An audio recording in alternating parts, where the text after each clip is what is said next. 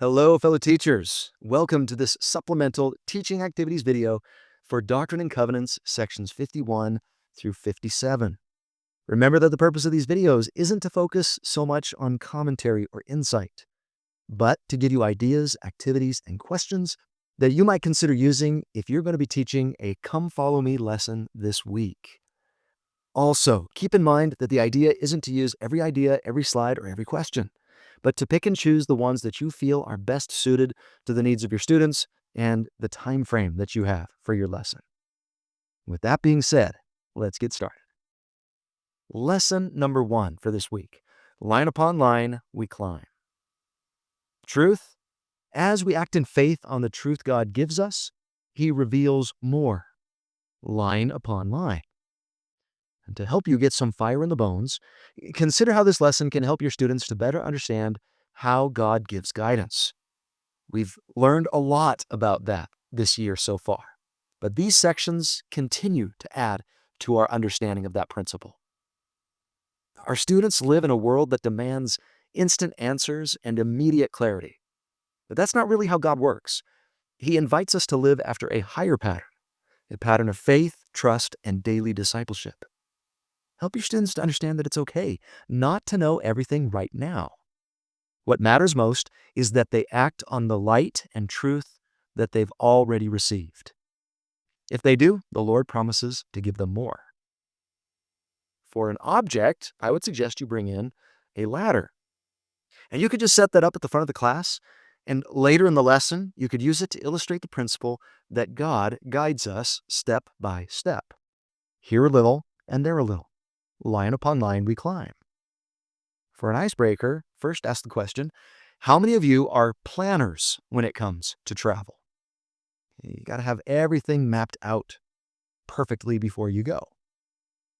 So why do you do that? Then you could ask, how many of you are a decide as you go or fly by the seat of your pants type of person when it comes to travel? And why do you do that? Then finally, which of the two ways does God seem most to work with us? You can have a little discussion with them about that. And then you could show them 2 Nephi 28 verse 30 and 1 Nephi 4:6 to emphasize the point that God seems to be more of a little by little kind of being. He doesn't reveal all truth at once or give us direction in one big detailed itinerary. No, it's more line upon line, precept upon precept. You could display the ladder at that point. Another possible icebreaker activity that you could use would be the following handout. It's just a brief letter tiles activity where you challenge your students to figure out the popular scripture phrase by arranging the tiles in the correct order in the boxes below. And the answer to this puzzle is line upon line, precept upon precept. For a search activity, once you've established this idea in their minds, send them into the scriptures to see if they can identify some line upon line phrases in the following verses. 51:16 through 17, 52:2, 52:4, 53:6, 55:6, 57:16, and then we're going to throw in section 58, verse 56. Go through each of those verses, highlighting and discussing the line upon line phrases in each. The Insight video goes over those. And after you've shown them all of those examples of God's line upon line nature, be sure to ask the following discussion question. Why do you think God does that? Why doesn't He just give us all the information at once? Wouldn't it be easier that way? Why make us go little by little when it would be much more comforting and direct to just let us know the end from the beginning? And that question should hopefully spark a lively discussion about the possible reasons for this pattern. The Insight video gives you some thoughts that could help you to prepare for that discussion. For example, I like to take them back to 2 Nephi 28 verse 30 to show them that revealing truth little by little gives God the chance to see how we will react to the truths that He does give us. Test of our faith. He rewards our acting on truth with more truth. Talked a little bit about that last week with the metaphor of the dark room and cleaning that room. I also like to take them to Doctrine and Covenants 1922 to discuss the milk before meat principle. I also like to use the example of rock climbing or climbing the ladder to help them better understand the principle of faith in our journey upwards, back towards God's presence, step by step. And also, for a quote aligning with our theme, I always like to relate the following story that was shared by Elder Boyd K. Packer. He said, "Shortly after I was called as a general authority, I went to Elder Harold B. Lee for counsel. He listened very carefully to my problem and suggested that I see President David O. McKay. President McKay counseled me as to the direction I should go. I was very willing to be obedient, but saw no way possible for me to do as he counseled me to do. I returned to Elder Lee and told him that I saw no way to move in the direction I was counseled to go. He said, 'The trouble with you is you want to see the end from the beginning.' I replied that I would like to at least see a step or two ahead. Then came the lesson of a lifetime. You must learn to walk to the edge of the light, and then a few steps into the darkness. Then the light will appear and show the way before you." A video you could show to accompany this lesson: Patterns of Light, the Spirit of Revelation. In this video, Elder Bednar explains how God often reveals truth to us. He compares it to a sunrise, which comes gradually, not all at once. And also walking in a fog, where you can only see a few steps ahead of you at one time. And he suggests that that pattern of revelation is more common than receiving a lot of knowledge all at once. As they watch the video, invite them to keep the following question in mind. What metaphors does Elder Bednar use to help us visualize how revelation works? Take it to heart. Have you ever had a line upon line experience? A time when you felt God gave you additional understanding as you went, little by little. And for an I will go and do, what's one area of your life where you feel that you need to trust God's timing more fully? Our takeaway slide reminds our students of this big picture principle. Line upon line we climb. Remind them that God never intended us to just take the helicopter to the top of the mountain in our lives. He intends us to climb step by step. It's in that journey of faith that we gain strength, understanding, experience, and joy. Joy in the journey. So keep climbing, little by little. Testify that as they move forward, their path will become clearer. So trust in God. Take the step. Lesson number 2, consecration killers and cornerstones. Truth: consecration works when we live with honesty, humility, generosity, contentment, and hard work. And it dies when we don't. I get the fire in the bones for this lesson when I recognize that the law of consecration isn't just about money or property, but unity. It's about building Zion. It's about becoming more like Christ. And this lesson highlights the attitudes and the things that can frustrate that unity, divide us as families, wards, society at large. So seek to inspire your students to eliminate the consecration killers and then lay the consecration cornerstones deep within their character. For an object, all you need is 5 bricks. Those 5 bricks are going to represent the cornerstones of consecration.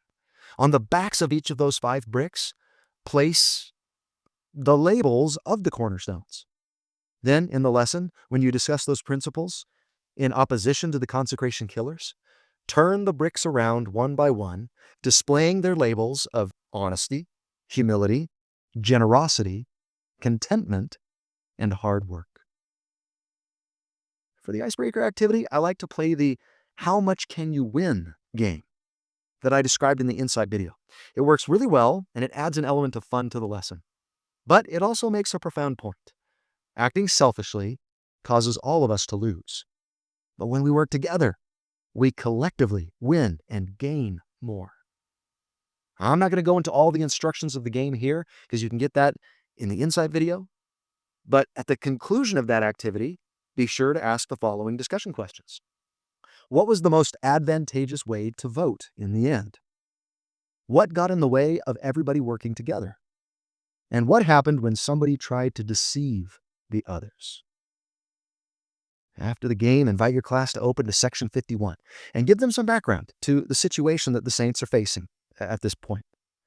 You should specifically point them to the section heading, where we discovered that many poor saints from New York were beginning to arrive in Kirtland, and they're wondering where they're going to live and how they were going to get by. The bishop, Edward Partridge, wanted some heavenly help on knowing what to do for those new members, using the newly revealed principles of the law of consecration. You should also point them to verse 9, where we discover the main goal and blessing of living that law: unity, that ye may be one. At this point, you could also discuss some of the challenges associated with the different economic systems that have been tried over the years. You could talk about the challenges between socialism and capitalism, and that consecration appears to be the best solution for handling the challenges in both. But in order for consecration to work as intended, we've got to eliminate the consecration killers. And there are 5. Now you give them the handout. Invite them to read the following verses, looking for them: 51:9, 56:8, which has 2 of them in it, and 56:17, which also has 2. What actions do these verses suggest will throw a monkey wrench into the gears of consecration? Also encourage them to fill in what they think are the opposite principles, the cornerstones of consecration, the actions that allow that law to function as intended. And this is going to lead you into the real meat of the lesson, discussing those principles and how and why they help or hinder the law of consecration. And that could be the discussion question that you ask for each of those consecration killers. How do they destroy unity? How does dishonesty do it? How about pride, selfishness, greed, laziness? And I think you'll find that that leads to some really fruitful discussion. You also want to invite them to share what they feel the opposites would be. What are the cornerstones? And that's the point in the lesson where you could do the object lesson that I suggested at the beginning with the 5 bricks. A video that you could show in conjunction with a discussion of the principle of honesty is this following that's called Honesty, You'd Better Believe It. And it does a great job of illustrating the blessings of honesty and the problems with dishonesty. You might want to ask them as they watch to ponder how cheating as a form of dishonesty destroys unity. And a quote you might share that coincides with the discussion of the consecration killer of pride is this from Ezra Taft Benson. Most of us consider pride to be a sin of those on the top, such as the rich and the learned, looking down at the rest of us. There is, however, a far more common ailment among us, and that is pride from the bottom looking up. To take it to heart, as you display that list of principles you just discussed, ask, are there any consecration killers lurking in your life? And I will go and do, pick one of the consecration cornerstones that you feel you most need to work on and commit to either the accompanying challenge that's on the chart or come up with your own with the help of the Spirit. And on that slide, I do give a number of suggested actions that they might consider taking to combat the consecration killer that they feel they might be struggling with. Takeaway slide serves as a reminder of the 5 cornerstones of consecration, which hopefully you've already got displayed on the bricks at the front.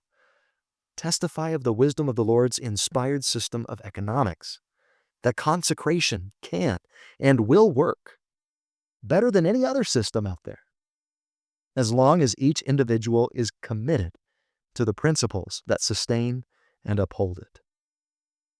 You can encourage them to do their part as far as it is possible and promise them that the Lord will bless them as they do. Finally, lesson number 3, a practical pattern. Truth, we can recognize true messengers by their prayerfulness, humility, obedience, edifying language, and the fruits of praise and wisdom. Fire in the bones. There are a lot of voices out there that are competing for our attention and our support. It's not always easy to determine who is telling us the truth and who really has our best interest at heart. This lesson can help to equip our students to discern who to listen to and who we can trust. For an object, just bring in something that has a pattern on it. What is the pattern? What is a pattern? It's a repeated design. It's easy to tell what's going to come next when there's a pattern to it. It's predictable. It flows. The same thing applies to gospel patterns. There are certain ways in which God works that are predictable and easier to follow. And this lesson presents us with a pattern of recognizing true messengers. For an icebreaker activity, I like the Pattern Recognition Challenge. See if your students can recognize any of the following patterns. You could do it as a handout as well if you want to give each person a chance to do it on their own. And I'll include that in the downloads this week. And the solution to the first one is that each shape bears the number of how many other shapes it touches. The second solution is the letter S, because it mirrors the instruction phrase. Which letter comes next in this sequence? WLCNITS. S for sequence. The answer is right there in front of them. And then the answer in the final pattern is 41, because each number is the product of the two numbers that precede it. 5 plus 2 is 7, 2 plus 7 is 9, 7 plus 9 is 16, 9 plus 16 is 25. Therefore, 16 plus 25 is 41. And then you can challenge them to try to find the word pattern somewhere in section 52. And there we see it in verses 14, 18, and 19. At the beginning of these verses, the Lord tells us that He's going to give us a pattern on how not to be deceived by the adversary. At the end of those verses, He says that by this pattern ye shall know the spirits in all cases under the whole heavens. In other words, this pattern He gives us is going to help us to know true disciples and true messengers of Christ. Who is seeking to deceive us and who is telling us the truth? So, what do you think we're going to find in between verses 14 and 19? Yeah, the pattern. So what is it? What qualities does a person who is teaching the truth possess? Just let them find them and share them. They will. They are prayerful. They are humble. They are obedient. Their words edify, and they bring forth fruits of praise and wisdom. For a video suggestion, I just simply show a clip from one of the brethren speaking in the most recent general conference. Invite your students to ponder whether they can sense any of the qualities of true messengers reflected in the words, the tone, or the character of who's speaking. Do they feel that they're listening to a true messenger? You may even want to bear your own personal testimony of the living prophets after you watch it. Quote from Elder Renland, "We will not be deceived when we seek and take counsel from trusted individuals who are themselves faithful disciples of the Savior." Take it to heart. Who in your life do you consider a true messenger of God? And what qualities do you see in them? I will go and do. How can this pattern help you to feel more confident in seeking and recognizing true messengers of God? The takeaway slide encourages our students to use the pattern just revealed to us in section 52. Testify that God has given us a pattern to help us to know who we can trust in a world that's full of noise and deception. Just like recognizing a puzzles pattern that helps us to predict what comes next, learning to recognize these divine traits, humility, obedience, prayerfulness, edifying words, good fruits, can help us to know when a messenger is truly from God. Promise them that if they seek out and follow the true messengers that God places in our lives, especially the living prophets, they will be protected, guided, and lifted in ways that bring lasting peace and clarity. The pattern works.